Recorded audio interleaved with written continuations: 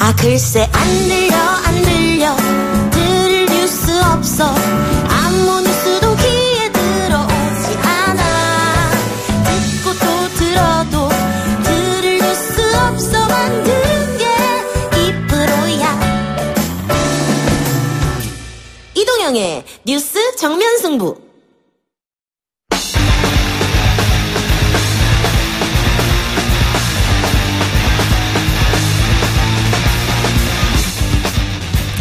네, 월드컵 시즌이 돌아왔습니다. 4년 만에 한 번씩 돌아오는데요.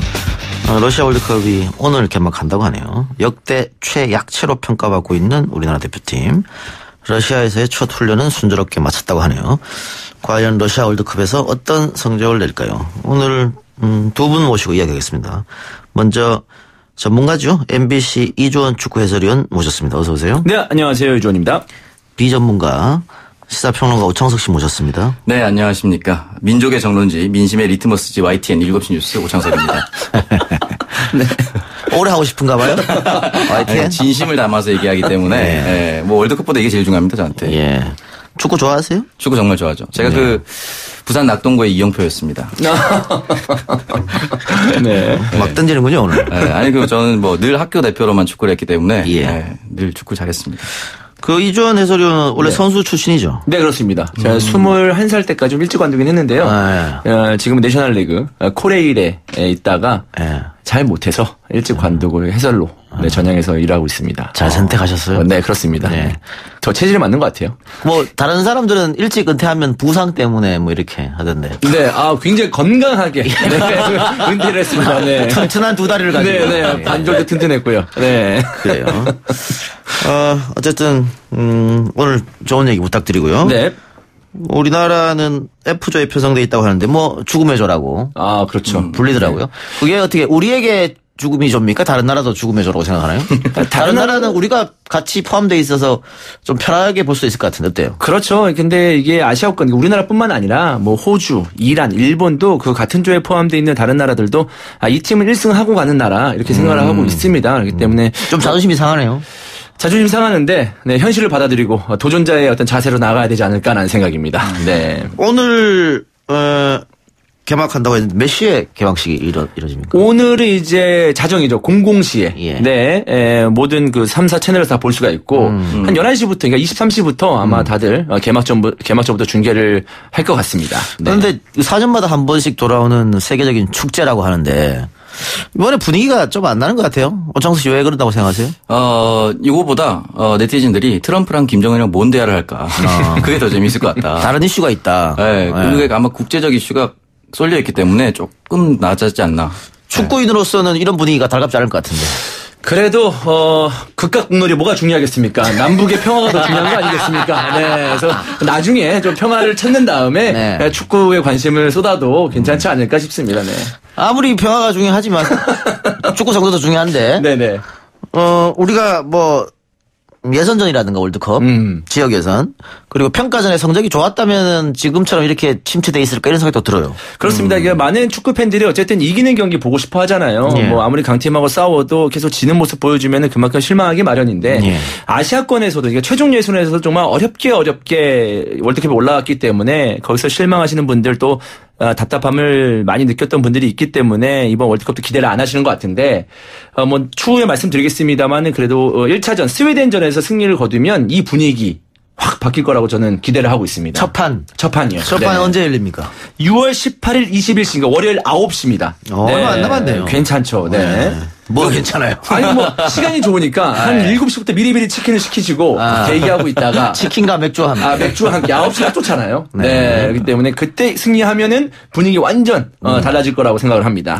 근데 보통 각 방송사 해설위원들이 현지로 많이 떠나지 않습니까? 네. 왜 남아 계시는 거예요?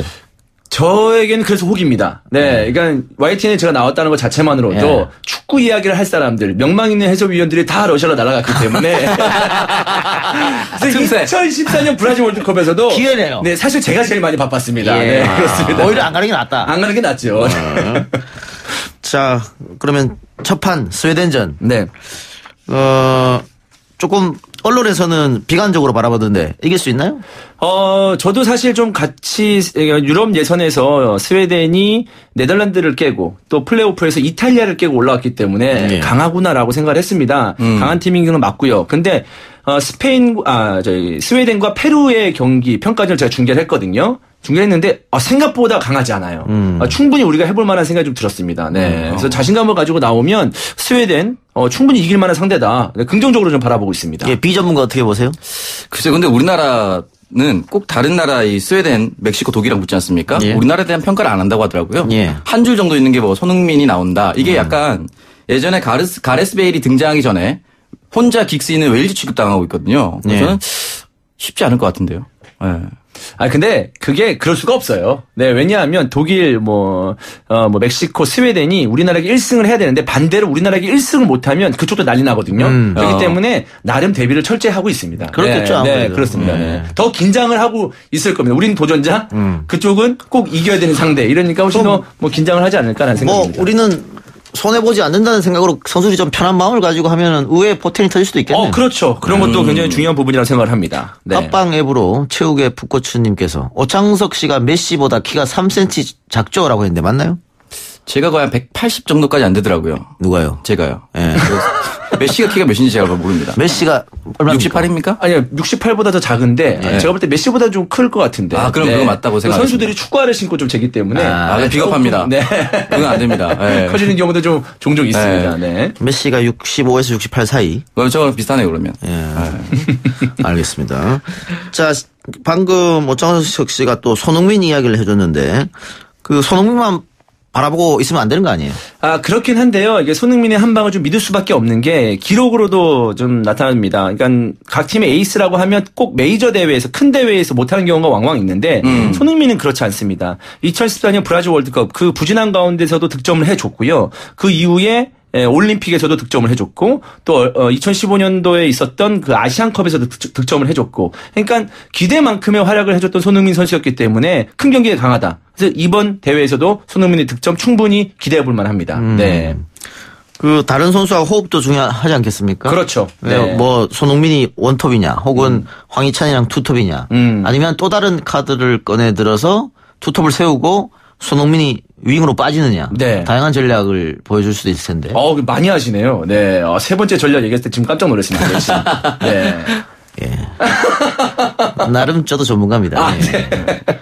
근데 그 여러 가지 어떤 그 전형을 생각해 볼 수 있겠습니다만은 결국 이제 손흥민의 짝이 누구냐가 중요한 문제인데 그동안 이제 투톱에서 같이 호흡을 맞췄던 황희찬과 손흥민의 조합이 그렇게 좋지 못했습니다. 그렇기 때문에 신태용 감독이 볼리비아전이 끝나고 약간 좀 당황을 했는지 트릭이다 뭐 이런 얘기를 하면서 뭔가 좀 많은 팬분들의 공분을 사기도 했었는데요. 예. 거기서 정말 트릭이 있을지도 모른다. 그것은 그동안 손흥민과 황희찬이 투톱으로 호흡을 맞췄는데 그게 아니고 진짜 김신욱과 황희찬 손흥민은 왼쪽 윙포워드로 간다. 측면 공격수로 간다. 이런 식의 전형도 지금은 좀 예상해 볼 수 있는 그런 상황이라고 봅니다. 네. 이주원 씨가 다른 방송에 나와서도 트릭에 관한 이야기를 하면서 이 얘기를 하셨거든요. 네. 그거 안 맞으면 어떻게 하려고 계속 그 얘기를 하고 있습니다. 근데 이게 왜냐면 일단 신태용 감독에게 힘을 실어줘야 되잖아요. 그렇기 때문에 신태용 감독 말 실수했는데 감독이 저렇게 경기 전부터 저런 식으로 얘기해도 되냐, 마음대로 얘기해도 되냐, 이렇게 생각하기보다는 신태용 감독이 좀 워낙 솔직한 성격이기 때문에 그런 게 좀 인터뷰 상에서 기자회견 상에서 나오지 않았나라는 생각 때문에 조금 커버를 친다고 하나요? 네, 그런 마음으로 제가. 저는 네티즌의 입장에서 트릭이라는 얘기가 나왔을 때 지고 나서 무슨 변명이 이렇게 많냐 댓글에 어떤 게 있었냐면 그럼 이번 월드컵은 다음 월드컵을 위한 트릭이냐 이런 얘기도 있었거든요. 네. 지고 나서 변명이 너무 심하다 이런 얘기가 있었거든요. 그러나 스웨덴전만 잘 치른다면 모든 게 다 용서가 되는 상황이 되지 않을까라는 생각입니다. 네. 그러면 비전문가 오창수 씨가 봤을 때는 어떤 공격 조합이 제일 좋을 것 같아요? 스웨덴이 그 가장 평균 신장이 높다고 하더라고요. 예. 굉장히 부럽고 다음 생에서 꼭 스웨덴에서 태어나고 싶다는 생각 들었는데 비연님께서 오창석 씨에 비하면 메시는 거인입니다. 이런 걸 또 써주셨어요. 비슷하면 우리 축구화 벗고 재야 됩니다. 축구화 비겁합니다. 장신군단 스웨덴을 맞아서. 저는 김신욱 선수가 나가서 김신욱 선수를 포위했을 때 김신욱 선수가 헤딩으로 떨궈주고 황희찬 선수가 골 넣고 이길 것 같습니다. 190이 넘죠? 김신욱 선수. 네, 그렇습니다. 네. 철퇴.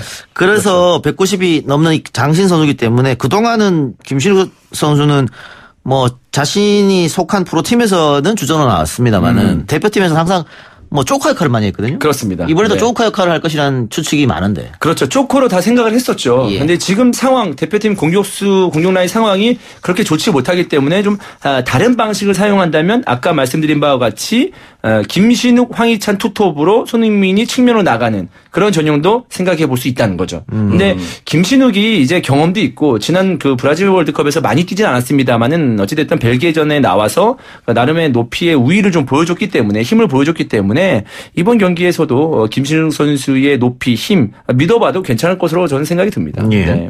공격진 이야기를 저희가 왜 자꾸 하냐면 첫 상대인 스웨덴이 공격보다는 수비가 엄청나게 강한 팀이다 이렇게 알려져 있어요. 네. 그 이탈리아를 꺾고 올라왔는데 이탈리아가 원래 수비로 유명한 팀이지 않습니까? 그렇죠. 그 팀보다 더 수비가 좋았다. 그렇습니다. 네. 네. 우리가 어떤 공격진을 조합해서 어떻게 공격 루트를 설정해야 그 막강한 수비를 뚫을 수 있을까? 그러니까 사실 보면 그 스웨덴의 모습을 보면 1대1 대이는 방어. 그러니까 만약에 측면에서 손흥민 내지 이재성 선수가 돌파를 했을 때 그 방어 능력은 저는 굉장히 뛰어나다고 봅니다. 조직적으로도 굉장히 잘 갖춰져 있어요. 그래서 오히려 역으로 우리는 더 느긋함을 가질 필요가 있다. 계속 0대0 상황이 되면 스웨덴도 급해지거든요. 그러면 70분, 80분 되면 스웨덴도 한국을 무조건 이겨야 되는 상대이기 때문에 나올 겁니다.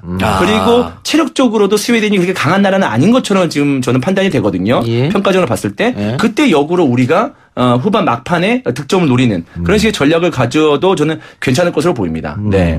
그럼 우리나라 대표 선수들은 체력적으로 뛰어난가요, 지금? 그러니까 다 비등비등하다고 볼 수가 있겠습니다만은 제가 그 스웨덴의 주장 그랑크비스트라는 선수가 있거든요. 이 선수가 192cm의 장신인데 평가전에서 한 80분 이후 되니까 숨을 헐떡거리면서 너무 힘들어 하더라고요. 그래서 그런 걸 봤을 때, 팀의 중심인 이 주장 선수가 저렇게 지치면 우리가 저 틈새를 노려서 득점을 노리면 좀 어떨까라는 생각도 좀 해봤습니다. 네. 우리가 그래서 신태용 호가 체력 프로그램을 돌렸죠. 각 체력 강화 프로그램. 네.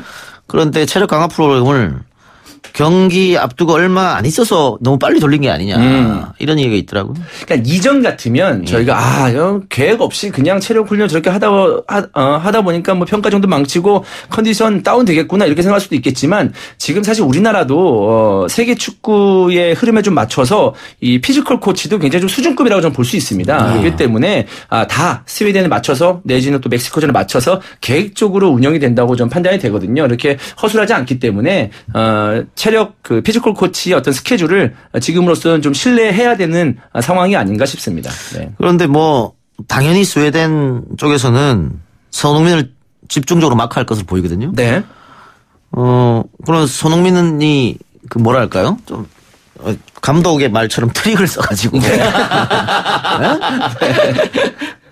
그런 작전도 필요하지 않을까? 그냥 손흥민 선수의 위치에 따라서 약간 트릭이 될 수도 있고. 예. 근데 이 얘기까지 제가 드려야 되나 싶은데 2002년 월드컵 출신의 한 감독은 뭐가 계속 트릭이고 뭘 자꾸 숨기냐. 지금 사실 다 까여진 팬데 여기서 뭘 숨길 필요가 있냐. 지금은 그냥 베스트 11 잘 구축해서 손발 맞추는 게 더 중요하다. 이렇게 얘기한 감독도 있거든요. 최영수 감독입니까? 네, 아닙니다. 네, 네. 그런데, 그런 식의 어떤 의견을 내시는 분도 있는데. 제가 이 말을 왜 드리냐면요. 86년 월드컵에 차범근 선수가 집중 마크 당하는 바람에 별 활약을 못했어요. 이번에도 또 그런 일이 있지 않을까 하는 생각에서. 근데 그때 당시와는 지금과는 좀 다른 게 뭐냐면 그래도 유럽에 언제든지 진출할 수 있는 이재성이라는 카드가 있고 또 후방에는 또 공격적으로 나섰을 때 공격에 도움을 줄 수 있는 기성용 선수라는 자원도 있고 그리고 뭐 교체 들어왔을 때 통통 튀는 이승우 선수도 있고 그러니까 손흥민이 막혔을 때 오히려 그 공간을 이용할 수 있는 공격진들이 저는 있다고 판단이 되거든요. 그리고 황희찬 선수도 오스트리아에서 잔뼈가 굵고요. 이번 시즌에 유로파리그 4강까지 올라간 그런 그 경험을 했기 때문에 손흥민 선수가 막힌다고 했을 때 다른 선수들이 오히려 그 공간을 이용하는 모습을 보여주면 좋지 않을까. 저는 그런 생각을 하고 있습니다. 방금 통통 튀는 이승우 교체 투입이라고 그랬는데 이승우 선발은 안 되나요? 변수가 많죠. 네. 아직까지는 그렇게 큰 경기에서 선발로 나선 적이 없기 때문에, 조금 변화를 주는 카드로 쓰는 게 더 낫지 않을까 싶습니다. 네. 역시 이 해설위원은 이승우를 싫어하는 걸로. 아니, 싫어하지 않습니다. 저는 이승우 선수 기대합니다. 아니, 처음에 뽑혔을 때 왜 뽑냐고 그랬잖아요. 네, 그래가지고 욕도 많이 먹었거든요. 예. 네, 근데 싫어하지 않습니다. 네. 아니, 이승우 선수 그 이탈리아의 투토 메르카 토앱이라는 데서 기대되는 선수로 뽑혔습니다. 저는 이승우 선수가 굉장히 잘할 거라고. 오창석 씨는 그냥 키 작은 선수 다 좋아하잖아요. 우리 단신계의 희망입니다. 네. 근데 첫 게임이 굉장히 중요하다. 설사 이기지는 못하더라도 무승부를 해서 승점 1점 따는 게 상당히 중요하잖아요. 그렇죠. 네. 근데 또 패배하게 되면 우리 늘 하던 경우의 수. 이것도 따져야 되지 않나. 답답하죠. 갑자기 네. 수학 전문가가 되거든요. 월드컵 끝나면. 네. 모든 국민이. 네. 근데 저는 이번 월드컵 멕시코전 2차전이 끝났을 때 경우의 수라도 따질 수 있는 상황이 왔으면 좋겠습니다. 간절한 바람이네요. 네.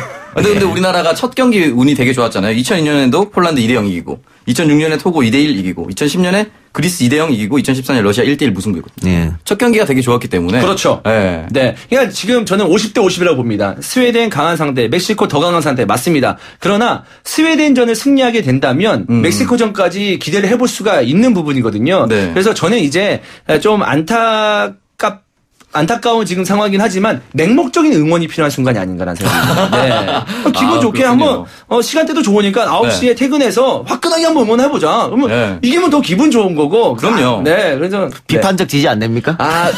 그런 거보다는 그러니까 지금 대표팀이 사실 우리 대한민국에서 보내주는 성원이 약간 부족하다고 느낄 수도 있어요. 선수들이나 감독들이. 그리고 네. 많은 비판을 또 받고 있기 때문에 이제는 좀 비판을 잠시 접어두시고 다 떨어지고 나서 비판해도 늦지 않거든요. 이 첫 경기만큼은 이 첫 경기만큼은 온 힘을 다해서 응원을 해주면 좋을 것 같습니다. 저 질문 하나 있습니다. 네네. 멕시코는 수비가 강합니까? 멕시코는 다 강합니다. 네, 그래요? 그렇습니다. 왜냐면 여기 보면 수비수에 마르케스가 있는데 이게 2002년 때부터 대표팀 했던 선수예요. 맞아요. 아직도 뛰고 있어요. 그렇죠. 굉장히 지금 경험이 많은 선수고, 네. 터프한 선수고, 리더인데, 그래도 멕시코는 그 경험으로서 2014년 브라질 월드컵에 16강을 갔거든요. 그러니까 네. 멕시코는 전체적으로 전력이 안정돼 있습니다. 수비가 강하다, 공격이 강하다, 그것뿐만 아니라 골키퍼도 오초아 골키퍼라고 굉장히 좋은 골키퍼고요. 네. 그렇기 때문에 전체적으로 안정된 전력을 보여주고 있고 16강 조별 리그 2위로서 올라갈 가능성이 굉장히 높은 팀으로 평가받고 있죠. 그러면 독일과 멕시코가 올라가는 거예요? 그러나 아까 말씀드렸죠.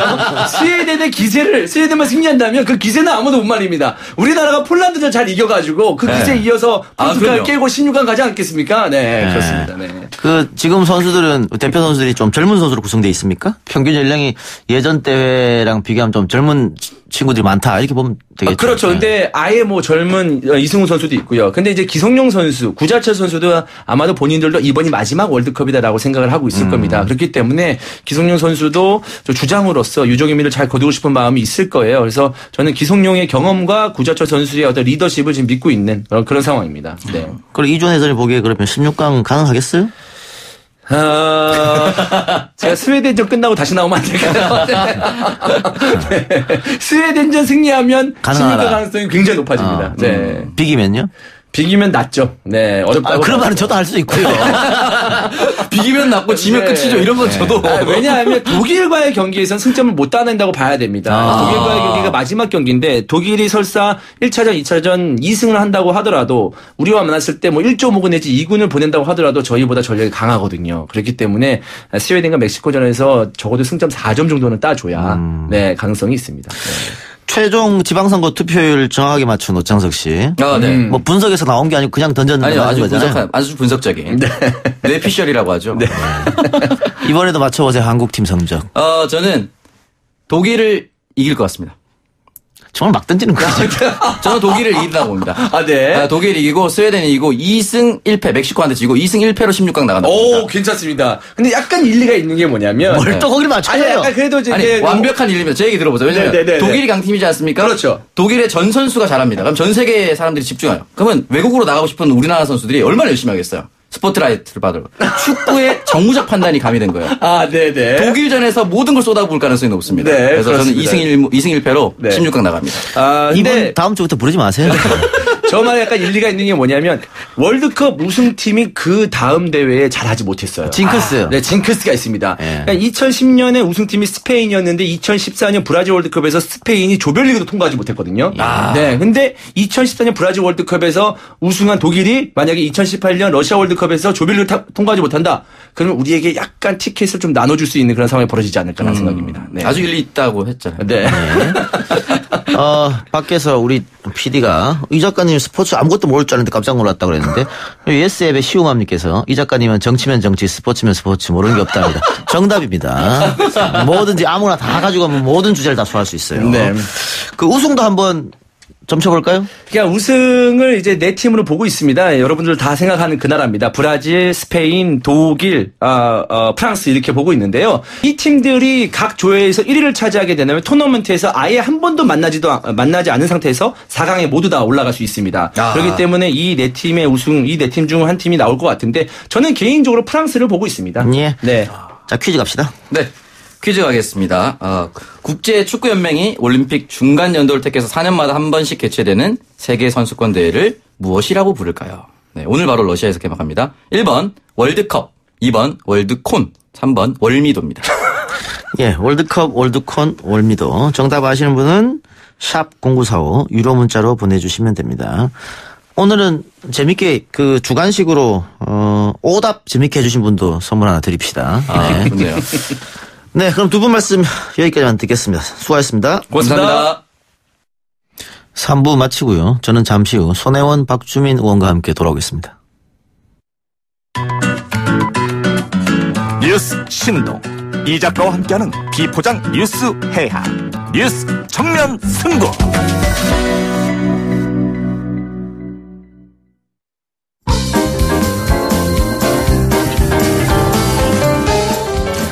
네, 3부에서 했던 퀴즈 오답 살펴볼까요? 월남쌈, 월요일, 월마트, 월남전, F컵, 월미도. 재밌는 오답들 고맙습니다. 네, 이 중에 한 분 추려서 선물 드리도록 하고요. 물론 정답자 중에 한 분도 저희가 선택해서 선물 드리겠습니다. 자, 이번 지방선거에서는 정청래 전 의원을 단장으로 한 더불어민주당 평화철도 111 유세단 내 하력도 대단했습니다. 앞서 박상준 기자도 언급했죠. 민주당이 하나로 돼서 움직이는 결과가 아닌가. 그래서 이번 지방선거 맹활약하신 두 분 스튜디오에 모셨습니다. 더불어민주당 손혜원 의원 그리고 같은 당 박주민 의원 두 분입니다. 어서 오세요. 예, 안녕하십니까. 네, 안녕하십니까. 우선 축하드리고요. 네, 고맙습니다. 손 의원님 당 분위기는 아주 좋겠어요 지금? 당연하죠. 축제 분위기일 것 같은데. 인사를 자꾸 제가 대단한 걸 한 것 같이 우리 의원들 모두가 다 모든 사람들한테 인사를 받고 있습니다. 그렇죠? 네, 지금 수고했다고. 수고했다, 고생했다, 좋은 결과 나와서 좋겠다 이런 잘했다. 얘기들 많이 듣고 있습니다. 박주민 얼굴이 많이 탄 것 같아요. 제가 다른 분들도 많이 다니셨는데요. 저도 많이 탔어요. 제가 선크림을 잘 안 발라요. 안 땀을 많이 흘려서 그러니까 제가 좀 유독 탄 것 같아요. 근데 금방 하얘집니다. 예. 평안철도 111 유세단 철이로 하려고 철이. 예. 어울린다는 평가가 많던데요. 아니 근데 좀 약간 억울한 게요. 예. 철이는 상당히 단신이고. 그런데 저는 그런 스타일은 아닌데 네. 또 제가 그 복장을 하니까 싱크로율이 높다고. 싱크로율. 예, 어쨌든 민주당의 압승으로 결과가 났습니다만 14대 2대1 세 군데는 졌다. 손혜원 의원이 보시기에 세 군데 패한 것 중에서 가장 아쉬운 곳은 어디라고 보세요? 전 뭐니 대구하고 안동이죠. 대구시장과 안동시장 네, 선거. 그런데 참 아쉬움이 많았는데 예. 이제 하루 지내고 보니까 결국 이제 그릇이 찰려면 밑에를 채워야 되잖아요. 그래서 저는 대구나 안동에 충분히 우리가 밑바닥을 채우는 일을 했다라고 생각하고요. 이제 다음은 반드시 성공하겠습니다. 제가 다음번 선거 때는 대구 안동 가서 한번 살아볼까 생각을 하고 있습니다. 그래요. 방금 손혜원 의원 말처럼 민주당 입장으로서는 이번에 PK에서 대승을 거뒀잖아요. 네. 근데 그 PK에서 대승을 거두기 위해서 그동안 굉장히 패배를 많이 했잖아요. 네. 그렇죠. 그게 지금 손 의원이 말한 네. 전초전 또 쌓는 그런 단계인 것 같아요. 네. 또 박 의원 같은 경우에는 독수리 오영재 중 한 명으로 경남지사 선거도 열심히 했지 않습니까? 네. PK 압승 원인 어디 있다고 봅니까? 아까 말씀하셨던 것처럼 PK는 그동안 정말 많이 노력을 했죠. 예. 지역주의를 타파하기 위해서 노무현 대통령 때부터 계속해서 노력을 해왔고 그 성과를 본 것 같고요. 경남도 이제 그 영향을 많이 받은 거죠, 사실은. 예. 그래서 승리할 수 있었다. 예. 처음에 어제 6시 정각에 TV 예측 방송. 예. 뭐, 모든 지역이 압승한 걸로 나왔는데 막상 개표를 해보니까 경남도지사 개표가 굉장히 늦은 시간까지 엎치락뒤치락 했어요. 예. 그래서 민주당 지지자들이 많이 가슴을 졸였을 것 같은데 우리 팟빵 게시판에도 청취자 한 분이 손혜원 의원님이 경남을 갔어야 했는데 남태우 배우가 경남을 갔어야 했는데 저는 이제 아슬아슬한 데만 다녔으니까 네. 그랬는데 그게 그 경남 김해지구에 그 아파트들이 크게 들어서 있습니다. 이제 그 부분이 나중에 터진 거죠. 그 선거 마지막 날도 12일이죠. 그러니까 손 의원님 대구 계셨잖아요. 네. 그래서 돌아다니고 그랬을 텐데 그 12일 날 분위기는 괜찮지 않았었나요? 아주 좋았습니다. 그러니까 겉으로 보이는 것은 아주 좋았고요. 그리고 이제 하루하루 우리 선거 좀 몇 번 치러봤지 않습니까? 근데 하루하루 사람들이 따라오는 것도 느낄 수 있었는데 근데 결국은 제가 보기에는 전국에 그 샤이 보수가 진짜 살고 있었던 데는 전 대구뿐이었던 것 같아요. 그 여론조사에서 나오지 않은 표심이 네, 나왔다. 네. 생각보다 많이 차이가 졌어요. 났어요, 그죠? 저는 아주 분해 죽겠습니다. 속상. 저도 대구 이제 가서 그 시장 후보와 같이 그 젊은이들이 많이 모이는 거리를 갔었었는데요. 젊은이들이 막 열광하죠. 더불어민주당 후보의 이름을 연호하면서 막 열광을 했었거든요. 그래서 진짜 바뀌겠구나라고 했는데 생각보다 좀 차이가 이게 많이 참 웃기는 게 뭐냐면은 대구가요. 그 여론조사 결과가 마지막에 거의 근접해서 엎었어요. 맞아요. 한 2, 3%가 넘어간 걸로 저는 알고 있었거든요. 민주당 자체 조사. 네. 그런데 뭐 10몇 프로가 더 갈라진 거예요. 그러니까 이 조사를 대구 같은 데서는 그 너무 신뢰할 수 없는 것 같아요. 믿으면 안 되는 경우들이 이제 그런 경우 같아요. 그 뭐 여론조사하고 또 실제로 다른 표심이 나타났다. 그렇게 네. 생각하면 될 것 같은데. 박주민 의원님, 네. 지금 일부겠죠. 일부 민주당 지지자들이 선거 결과가 이렇게 나니까 대구 경북은 관광도 가지 않겠다. 대구 그렇게- 사과 먹지 않겠다. 이런 얘기가 하고 있어요. 그렇게 하면 안 되죠. 속상해서 그러지. 예. 속상해서 그러신 거는 저도 이해되고 기대가 그만큼 컸었던 건데요. 예. 아까 이제 손혜원 의원님 말씀하셨던 게 정확한 내용인 것 같아요. 저희가 아직 밑을 못 채우고 있다. 지금은 밑을 상당히 채운 거고 이제 다음 총선까지 2년도 채 안 남았습니다. 그래서 그렇게 생각하시면 안 되고 오히려 더 채우는 그런 노력을 기울여야 될 것 같습니다. 예. 청취자 의견도 있는데요.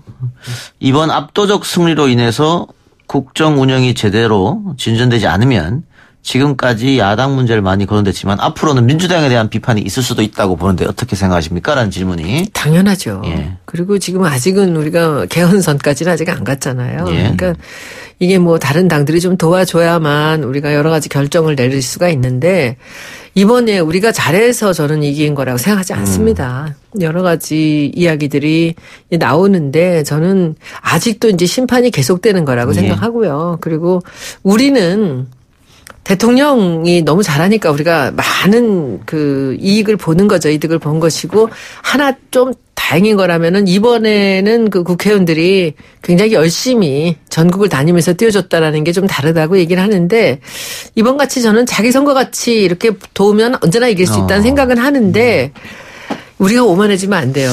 그래서 많은 분들 지적해주시고 계신 게 민주당이 꼭 잘해서 이런 결과가 났다기보다도 높은 대통령 지지율 또 세계적인 평화 분위기 또 상대적으로 야당이 너무 못했다 지리멸멸 이런 점 때문에 승리했기 때문에 민주당이 여기서 잠만하면 안 된다. 절대 안 벌써부터 되죠. 이런 얘기가 나오고 있거든요. 저희 의원들 오늘 몇몇 모여가지고 점심을 먹었는데 그 얘기 다 했습니다. 아, 네. 바로 뭐 어깨에 힘이 들어간다거나 목을 빳빳하게 세운다거나 하면은 안 된다. 그랬다간 진짜 정말 목 날라간다. 이런 얘기 많이 했거든요. 네. 저희들 스스로도 굉장히 긴장하고 있고요. 특히 이번에 이제 지방선거 대승하면서 어떤 현상이 좀 벌어졌냐면요. 초선의 지방자치단체장, 초선의 지방자치의회 의원들이 많아졌어요. 그러니까 어떻게 보면 저도 초선이긴 하지만 경험이 좀 적다 보면 실수할 수도 있거든요. 그런 부분을 당에서 정말 잘 챙겨야 된다. 이런 얘기들이 좀 많이 나오고 있습니다. 예. 지방선거를 압승했기 때문에 또 뭐 광역단체장뿐만 아니라 기초단체장, 시의원, 도의원도 다 압승했거든요, 민주당이. 그래서 아마 민주당의 큰 그림이랄까요, 계획은 이걸 바탕으로 해서 2년 후에 있을 총선에서도 승리하겠다. 제 목표입니다. 예. 저는 180석 반드시 제가 해놓고서는 저는 이 의정활동을 끝내겠습니다. 그렇게 해야만 예. 개헌도 할 수 있고 예. 대통령이 뭔가 일을 하기 좋을 텐데 지금 봐서는 너무 많이 힘들었습니다. 몸이 그리고 시간이 너무 아까워요. 우리가 이제 국회가 국회에서 제대로 보내는 운영이 안 되는 시간이 게. 안 예. 돌고 그 결론 빨리 내지 않고 이러니까 지금 법안도 다 쌓여 있고 그래서 저는 제대로 일할 수 있는 대통령을 우리가 만났으니까 그리고 예. 국민 모두들 신뢰하고 믿고 있으니까 지금 제대로 일하실 수 있도록 우리가 국회에서 지금 방법 없습니다. 박주민 의원님 우리 180석 네. 꼭 만들어 놓읍시다. 네네. 할 수 있을 것 같아요. 네. 손 의원 말처럼 그동안 어쨌든 뭐 야당의 발목 잡기든 어쨌든 간에 국회가 잘 이루어지지 않았잖아요. 그래서 청와대에서 하려고 했던 일도 잘 안 되는 거고 개혁 입법도 잘 안 됐고 그 두 분 다 초선 의원인데 박주민 의원은 그 딱 절반 하셨잖아요. 이제 국회 네. 의정 활동을. 느낀 점 소외라고 할까요?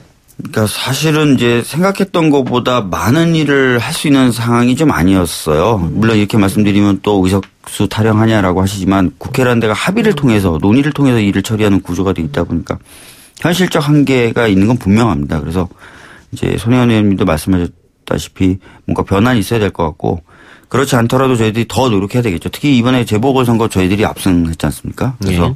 좀 더 힘을 모아서 그리고 또 자유한국당도 더 이상 같은 방식으로 발목 잡지는 않을 것 같아요. 하반기부터는 좀 더 개혁 입법 성과를 내기 위해서 좀 더 노력을 하려고 합니다. 예. 그럼 언론에서 보수의 몰락이다 이런 표현을 많이 쓰고 있거든요. 그런데 우리가 뭐 흔히 진보 보수 양날개로 나는 것이 정치다 이런 얘기를 하잖아요. 보수가 저렇게 몰락하는 게 과연 민주당한테 좋은 일이냐? 그건 또 아닌 것 같거든요. 근데 뭐 지금 전 솔직히 말씀드리면 최근에 이제 그 자유한국당에서 보여줬던 이 한반도 평화 분위기에 대한 태도라든지 이런 것들은 좀 보수라고 부르기도 조금 부끄러웠던 부분이 있는 것 같아요. 그러다 보니까 경남이나 이런 전통적 지지층에서도 내가 정말 보수지만 저쪽은 못 찍어주겠다 이런 평가가 나왔던 것 같거든요. 그래서 어떻게 보면 지금 무너져 내리고 있는 건 보수라고 평하기 좀 어려운 그런 쪽이 좀 먼저 허물어져 내려가고 있는 것 아니냐 네. 그런 생각이 듭니다. 제가 페북에도 한번 글을 썼는데 그것이 이제 기사화된 경우가 있었는데 제 생각에 우리 이제 마케팅에서 보면은 1등 상품이 월등하게 뛰어난 1등이 있잖아요. 예. 1등과 2등의 격차가 심할 때는 2등이 그야말로 미투 작전을 써야 되는 거예요. 1등을 따라가야 돼요. 1등하고 비슷하면서 그다음에 자기 변별력을 찾아야 되는 것인데 지금 문재인 대통령이 이런 식으로 지금 지지율이 높고 그럴 때는 여기서 이 지금 야당이 문재인 대통령의 어느 스탠스는 칭찬을 해가면서 자기들 지지율을 높여가면서 갔어야 돼요. 그런데 이 사람들이 자기네가 1등을 했을 때 기억을 하고 그냥 무조건 반대만 하는 그런 전략으로 가다 보면은 이거는 매출이 떨어지는 거죠. 그게 지지율입니다. 그래서 제가 그 얘기를 써놨어요. 지금은 문재인 대통령을 칭찬하면서 가는 것이 방법인데 왜 저렇게 하는지 모르겠다 하는데 똑같은 거예요. 그리고 우리 같은 경우도 보면 브랜드를 다룰 때 그렇습니다. 이 관리를 패밀리 브랜드 관리를 잘하면요. 위에서 잘하고 있으면 저절로 팔려나가는 거죠. 그러니까 우리가 잘했다기보다 대통령이 워낙 잘하니까 우리는 그 옆에서 당질이나 이런 모든 게 높았는데 거기에 플러스로 이번에는 우리 의원들이 자기 일같이 나서서 전국을 돌면서 발품을 파는 걸 보면서 사람들이 거기에 플러스 알파로 감동을 한 거죠. 그런 거라고 보면 됩니다.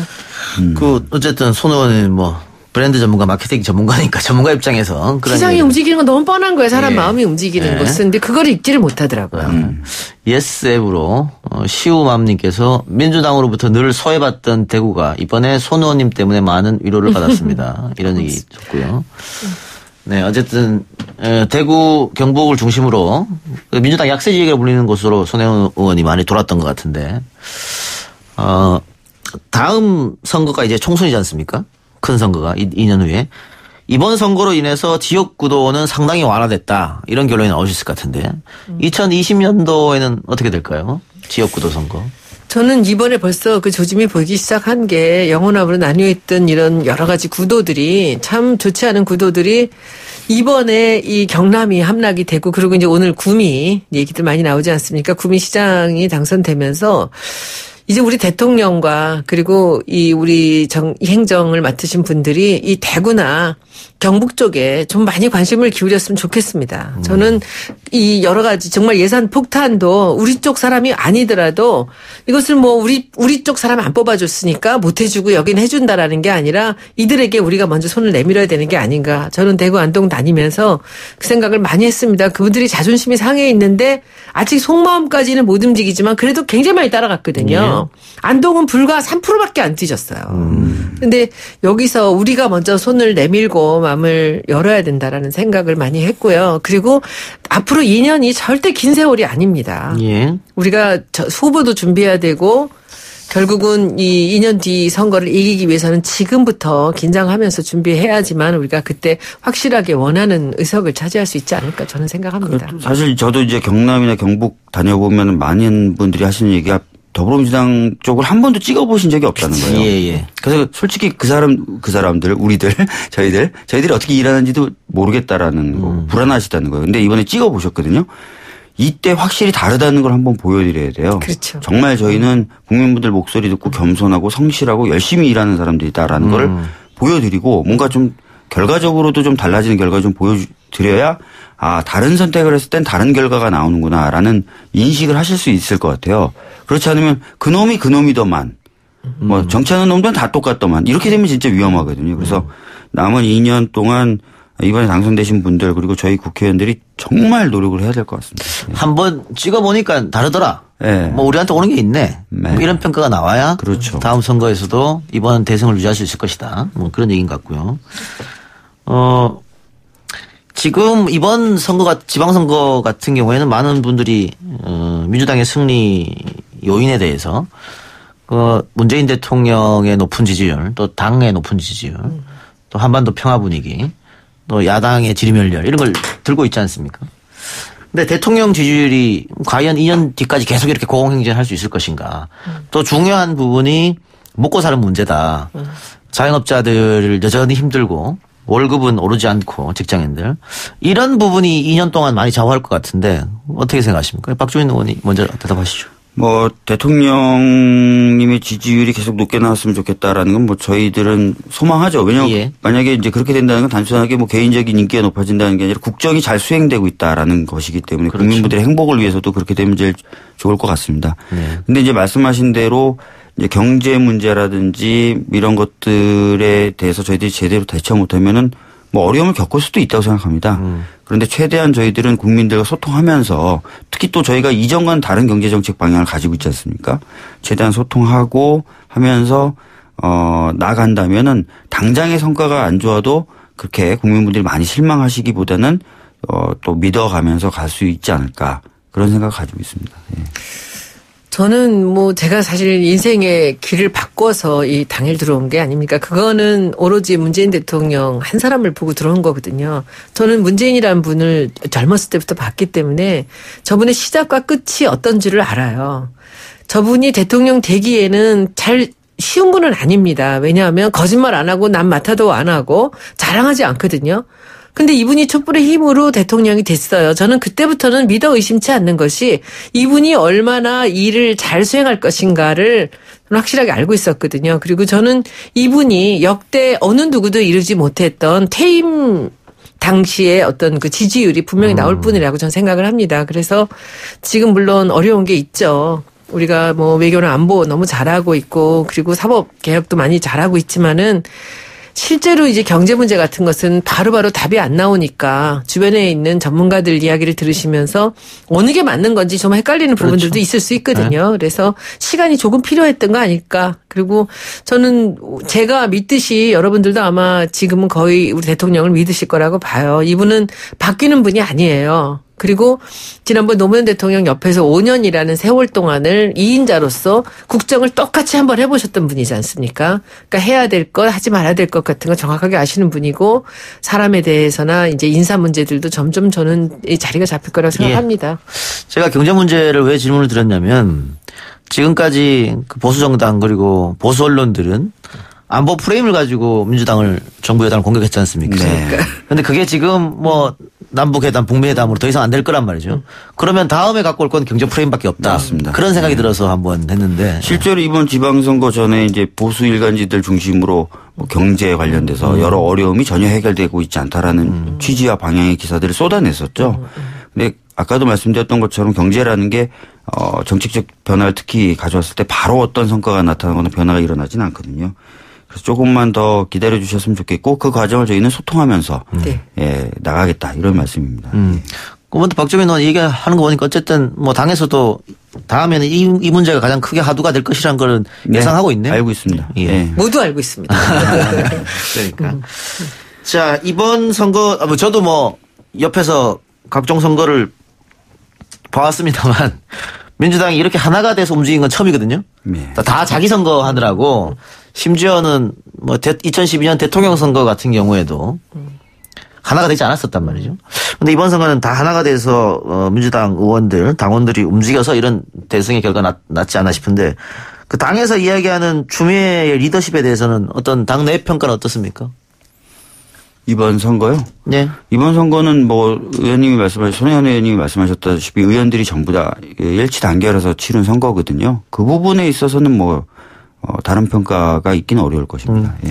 오늘 그 문희상 이제 다 곧 의장이 되신 곧 의장. 네. 문희상 의원님께서 이제 나가서 축사하시면서 그렇게 얘기하셨어요.